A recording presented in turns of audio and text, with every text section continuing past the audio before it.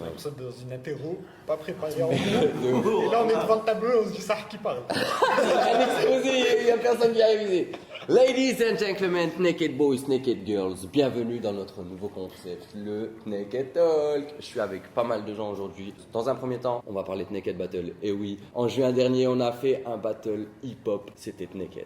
On va faire des reacts, ensuite on va parler documentaire, héritage, n'est-ce pas Caïs? Et à la fin, du coup, on parlera aussi de notre surprise. Nous sommes en train de vous préparer la Naked Walk, une marche pour la paix. Restez connectés, c'est parti pour le Naked Talk. Naked. Naked. C'est naked.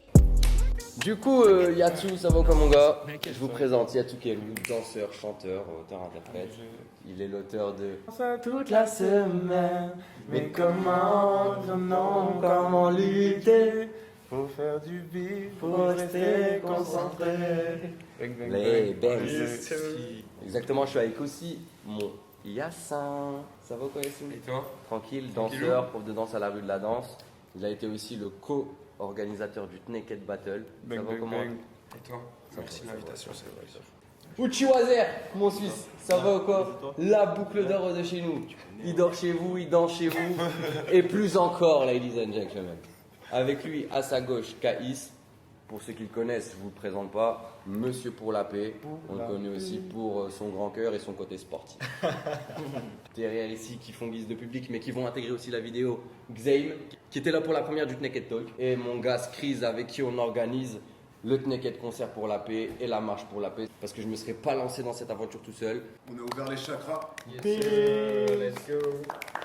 Donc le Naked Battle, les gars. En fait, le concept c'était simple. L'objectif c'était de réunir deux disciplines du hip-hop, la danse et le rap. Chaque concurrent s'affronte dans sa discipline.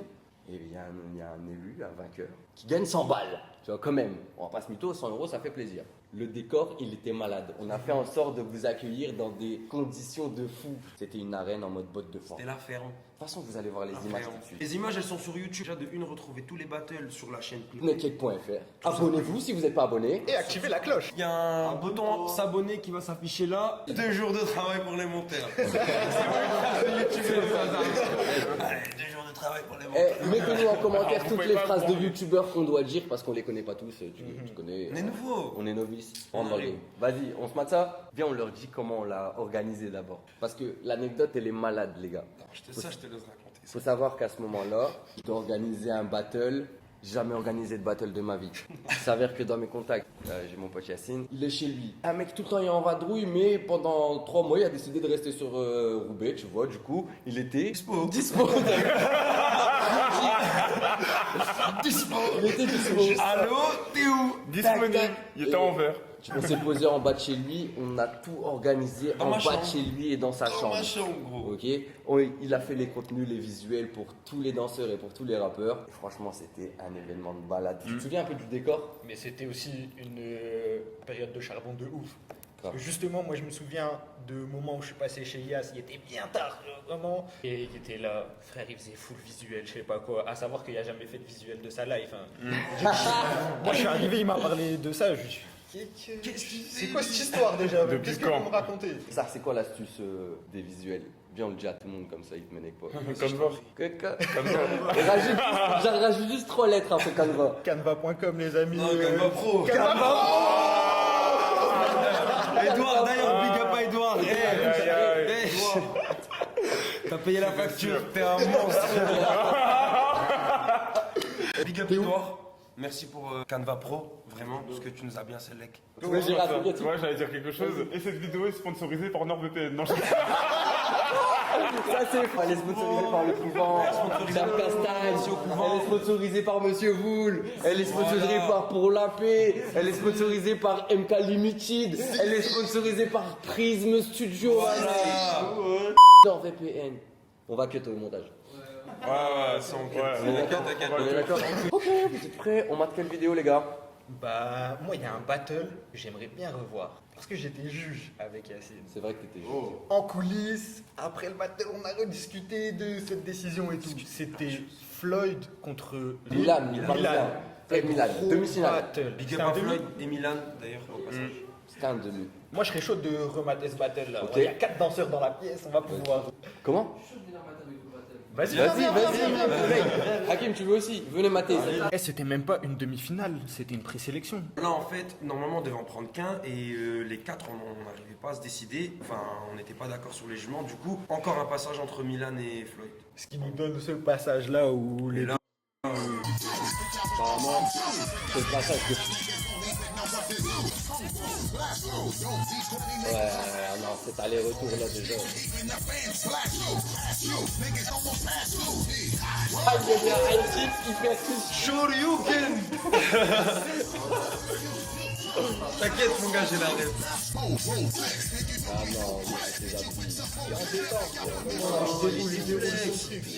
Il était grand son élément, là, ce jour-là, laisse tomber. Milan, Moi, vous allez voir Milan, putain.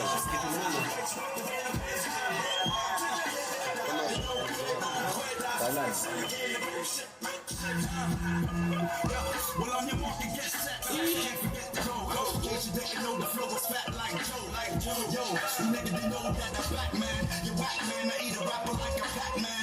il attendait. Il attendait.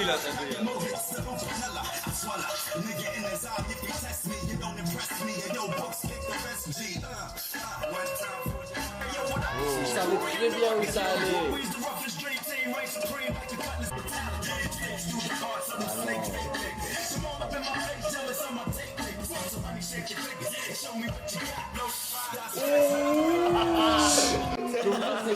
Moi, pour moi, vous nous dites, c'est moi pour moi c'est ça qui a fait gagner Milan. Bah, c'est pas ça qui le fait gagner. C'est un des skills qui. Ça rajoute un truc. C'est tu cette vois ambiance comment- scénique qu'il a mis. Voilà. Qu'il a pris.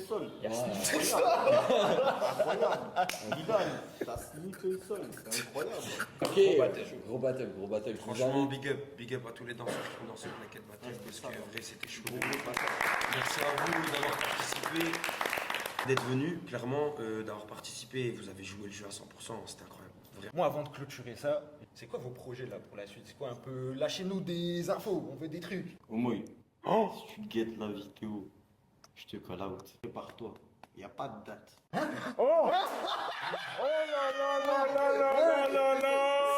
Ladies and gentlemen, c'est un truc de fou. Ok, je vous explique ce qui se passe parce que vous connaissez peut-être pas le monde de la danse comme eux le connaissent. Pratique. Oh, ça balance des bouteilles de l'autre côté. Un call-out, c'est quand tu défies quelqu'un en battle. Et là, Uchiwazer en direct devant nous. Et vous, ladies and gentlemen, un call-out. Oh moi.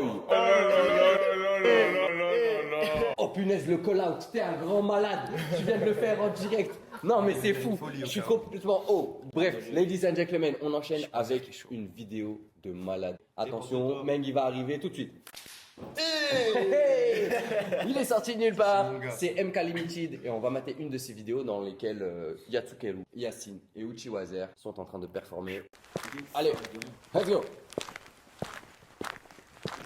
J'étais Roland de la veille, que Dieu m'excuse. Là je suis au stud, je fais un snap, je tease une excuse. C'est le même tarif pour tout le monde, pourquoi tu discutes? Mauvais penchant, prendre la drogue comme des biscuits. Un jeune mal informé qui glisse comme un savon. C'est un peu la mise car j'ai trop fait le démon ref, on partageait les pénés. Là c'est moi le père, j'ai dépassé mes aînés.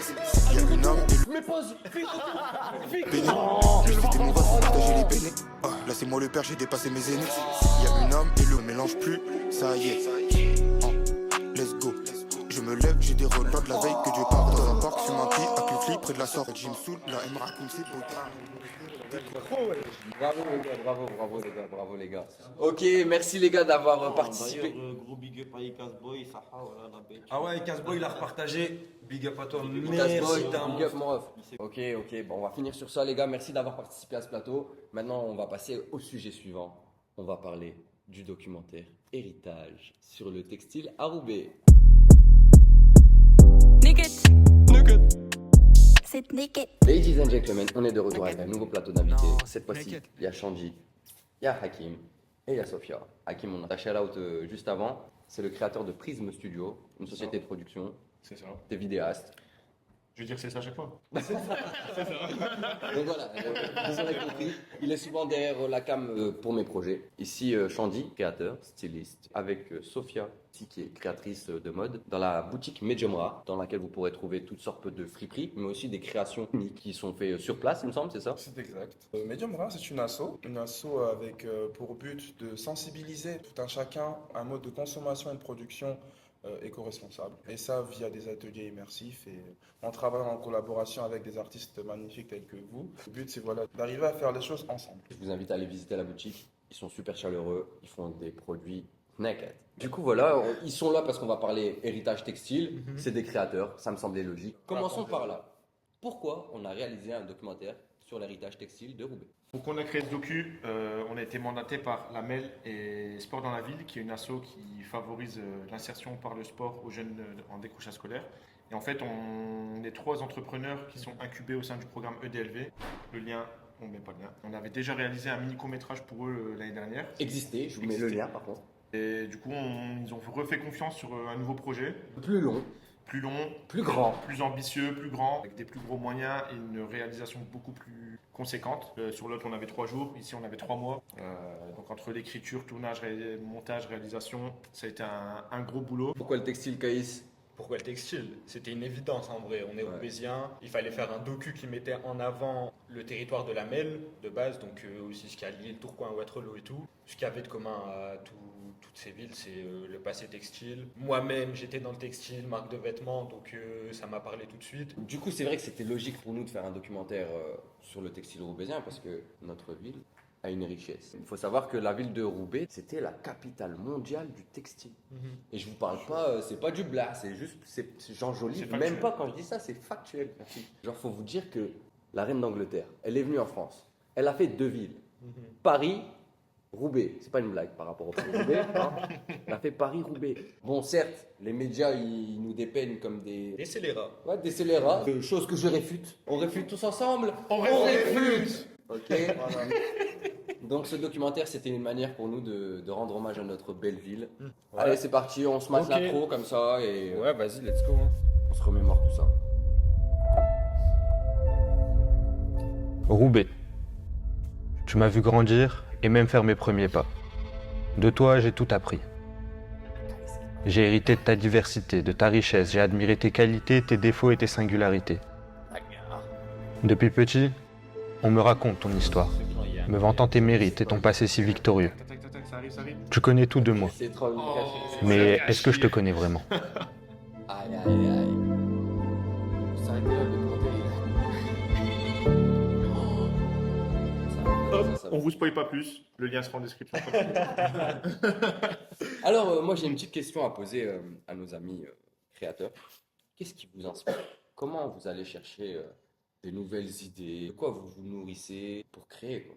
Alors moi, personnellement, je me nourris de beaucoup de la culture urbaine, les graphes, et tout ce qui est dessin, et de mes origines aussi, Ok, parce que tu as des origines. colombiennes, Ok. d'où le nom de ma marque Colombie Design. Je propose une mode un peu urbaine, avec des côtés ethniques dans les motifs. C'est un truc qu'on retrouve de ouf. Enfin, nous, en tout cas, dans le docu, presque tous les créateurs qu'on a interrogés, tu vois, il y avait ce point commun aussi de s'inspirer de ses origines. De soi-même pour inspirer les autres. Oui. C'est un peu pour ça qu'on a appelé ça héritage en fait, parce qu'il y a la plupart des créateurs qu'on a rencontrés, ils s'inspirent beaucoup de ce qu'ils ont connu, que ce soit à leurs parents, leurs grands-parents. Non, vous avez bien soulevé le point qu'on a tous en commun actuellement. J'ai l'impression que c'est générationnel. On regarde beaucoup derrière nous, c'est-à-dire pour savoir vraiment d'où l'on vient, pour pouvoir commencer à faire des croquis sur l'avenir, particulièrement dans le monde du textile. Et moi, en ce qui concerne vraiment le point source, c'est vraiment dans toutes les cultures traditionnelles du monde. Je suis un fan d'histoire, ça très peu de personnes le savent, j'adore l'histoire. Shandy, prof d'histoire dans une autre vie. J'aurais pu. Là, mais vraiment, j'adore toutes les valeurs, les histoires et surtout je vais appeler ça comme ça, les croyances. Quand je dis les croyances, je vais parler de, par exemple, les personnes qui, de par leurs origines, entre guillemets, croient aux ancêtres, par exemple. Leur moyen d'expression était différent. Ça passait beaucoup par ce qu'on voit et ce qu'on entend. Quand tu regardes mes vêtements, c'est minimaliste, mais si tu regardes vraiment, tu verras qu'il y a pas mal de détails qui sont une atypiques. Des détails que tu peux retrouver par exemple dans des boubous africains, dans des kimonos. C'est ces aspects-là en fait qu'on peut retrouver dans mes vêtements quand on y prête vraiment attention. Dis-toi, ça me fume que tu dis ça, parce que moi, si tu m'avais demandé qu'est-ce que je pense de tes vêtements, bah tu vois, ce côté histoire là, je le ressens full. Genre, tu sais, limite, il y a des tenues, ça me fait penser. C'est pas péjoratif, hein, mais des trucs un peu médiévaux, tu vois, symboliques. Exactement. Tu vois, limite des vêtements de templiers, des trucs comme ça. Et du coup, ça me fait une connerie que tu dis ça. Et c'est pas du tout péjoratif, tu vois. C'est super plaisir parce qu'au moins, c'est stylé. J'arrive à transmettre. Ah, je suis trop content. Ouais, bah c'est vrai, moi je trouve ça trop intéressant du coup d'avoir l'explication parce que j'avais ce ressenti. Je sais pas, il y a une vibe trop particulière. Et est-ce que vous pensez que le textile, la mode, ça sert uniquement à vendre ou à faire du beau? Est-ce qu'il y a des moyens d'utiliser cet outil pour autre chose? Comme je dis, je m'attache toujours à l'histoire et de base, les vêtements transmettaient un message sans qu'on ait besoin de dire quoi que ce soit. À l'époque, les personnes qui achetaient par exemple les manteaux en fourrure, ils achetaient un manteau pour deux fonctions. Un, ça tient vraiment chaud en fait quand il fait froid. Et deux, ça met une distance entre les personnes qui ne sont pas de mon milieu et moi. Ouais, un signe extérieur de richesse. Exactement. Aujourd'hui, en fait, l'authenticité en elle-même a disparu. Les vêtements, ce ne sont pas que des faire-valoir ou des moyens d'assouvir un désir de reconnaissance auprès des autres. C'est aussi un moyen de communiquer qui on est. Communiquer nos valeurs, des choses positives autres que le besoin. Tu veux passer des messages à travers le vêtement, tu veux porter des valeurs avec le vêtement. Moi, j'ai une idée. Ladies and gentlemen, je vous annonce, j'ai une idée. J'ai une idée. Je vous mets au défi de réaliser une tenue par créateur pour le concert. Les gars, on va mettre aux enchères les tenues qui vont nous créer en 24 heures. Bon, je viens d'avoir cette idée, on va mettre en place. Ah, vous y avez cru? Eh ben non, on va pas faire comme tous les youtubeurs, on va pas vous mentir. On l'avait préparé. Et on n'est pas des mythos, nous. Ok. Shanji et Sophia, ils vont participer à un défi couture. On les a mis au défi de faire une tenue en 24 heures avec d'autres stylistes. Et ces tenues, elles seront mises en vente pendant le concert aux enchères. On vous attend nombreux pour sortir les bifetons. Ça vous dit? On y va, on n'est pas des mythos? Let's go. On n'est pas des mythos. Nous. C'est naked, mon ref, c'est maintenant, c'est jamais, c'est tout de suite. Naked. C'est naked. On a failli perdre Shanji, mais il est toujours là avec nous. Non, c'est naked. On va parler de la marche et du concert un petit peu plus précisément. On va vous donner un peu toutes les informations que vous avez à savoir. Et aussi, on va parler de nos valeurs et pourquoi ça nous motive de faire ça ensemble. Qu'est-ce qui nous a vraiment donné envie. Et voilà, let's go. Donc, Skreez, rappeur, roubaisien. Il roule sa bosse sur BX, ok, avec le label Off Season. Xame, ingé son, beatmaker. Vous l'avez déjà vu dans le premier épisode. On est là pour le Naked Talk, plateau 3. Ouais, Skreez, qu'est-ce qui t'a pris? Pourquoi tu m'as envoyé un message? Bah écoute mec, je me suis levé un matin, je pense un peu comme tout le monde. On regarde son téléphone, on est déprimé, tu sais, on a une vue globale sur ce qui se passe dans le monde et on a un peu, tu vois, cette culpabilité de rien pouvoir faire, de se sentir un peu mis de côté, voilà, on est bloqué. Du coup, je me suis dit, en vrai, c'est pas une excuse. Chacun peut agir à son stade, que tu sois comptable, que tu sois médecin, que tu sois chanteur, artiste, machin, etc. Tu peux faire ta sauce. Du coup, dans cet esprit-là, je me suis dit, bah viens, on fait un concert, viens, on fait un truc à notre échelle et on va essayer de faire en sorte d'élever un petit peu tout ça. Je pense qu'il faut sortir de ça, se battre un grand coup pour une bonne cause, élever un petit peu tout ce truc et voilà. Pourquoi t'as choisi Dalibido? Pourquoi j'ai choisi Dalibido? Parce qu'avec Dalibido, tout est possible. Il y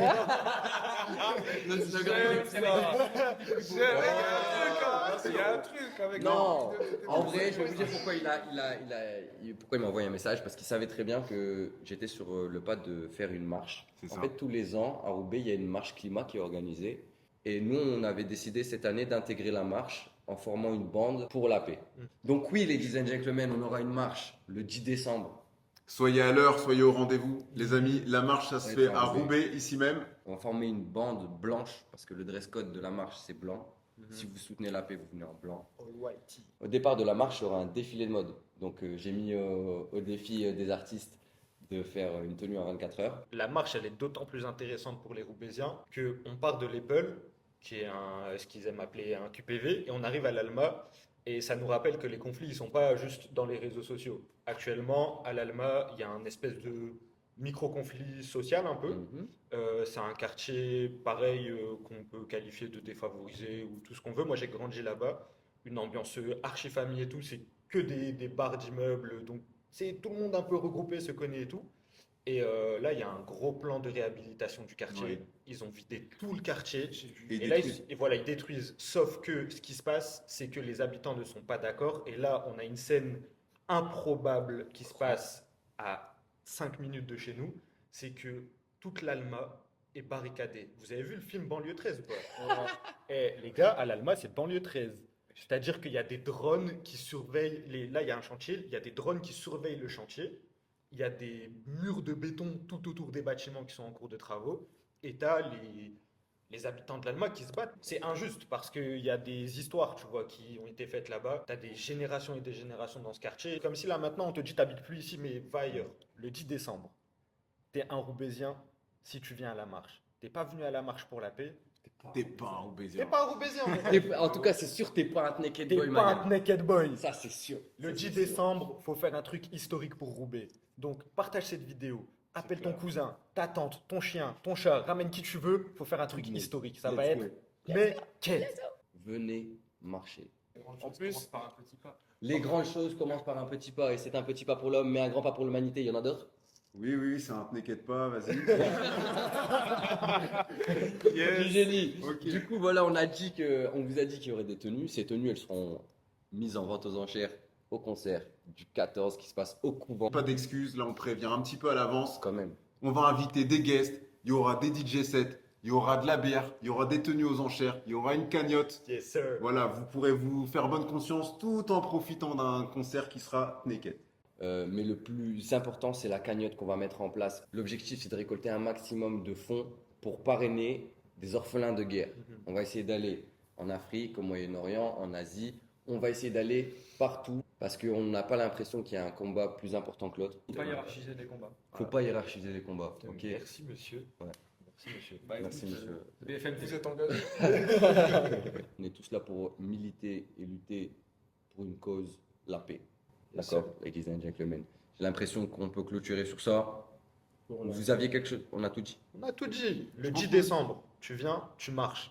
Le 14, tu viens, tu t'amuses. Et en plus de ça, tu fais un truc qui est bien pour la planète et pour le monde, frérot. Ouais. Tu veux quoi de plus? Et j'insiste, hein, mais le 14, là, il y a un concert, mais il y a une vente aux enchères. C'est super important. C'est comme ça qu'on va pouvoir récolter un maximum de dons. L'objectif, c'est que ce soit à l'américaine, donc ramenez-vous avec votre oseille. C'est le 14, ok, c'est en plein milieu du mois. Pour ceux qui sont en Haas, gardez un petit billet, les refs. Bon, allez, ladies and gentlemen, c'était un plaisir. C'est la fin du Naked Talk. Ciao. Naked. C'est naked. Non, c'est naked.